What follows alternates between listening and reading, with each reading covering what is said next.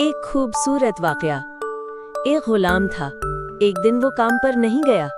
उसके मालिक ने सोचा मुझे उसकी तनख्वाह में इजाफा करना चाहिए ताकि वो और दिल से काम करे और दोबारा गायब ना हो। अगला दिन मालिक ने उसे ज्यादा पैसे दिए। गुलाम ने खामोशी से ले लिया, लेकिन कुछ दिन बाद वो दोबारा गायब हो गया। इस दफा मालिक को गुस्सा आया। उसने इजाफा वापस ले लिया और पहले वाली तनख्वाह दे दी। फिर भी गुलाम ने कुछ नहीं कहा।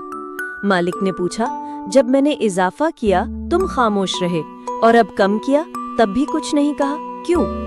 गुलाम ने आराम से जवाब दिया, जब मैं पहली दफा गायब था तो मेरे बच्चे की पैदाइश हुई थी। मैंने आपके इजाफे को उस रिस्क का हिस्सा समझा जो मेरा बच्चा अपने साथ लेकर आया था। फिर जब दूसरी दफा गायब था तो मेरी माँ की वफात हुई थी। मैंने आपकी तरफ से जो कमी हुई उसे वो रिस्क समझा जो मेरी माँ अपने साथ लेके गई थी। तो फिर मैं उस रिस्क के लिए क्यों परेशान हूँ जिसका जिम्मा अल्लाह ने उठा रखा है? रिस्क देने वाला सिर्फ अल्लाह है, उस पर भरोसा रखो। अगर आपको ये वाकया पसंद आया हो तो दीवाने इस्लाम को सब्सक्राइब करना ना भूलिए।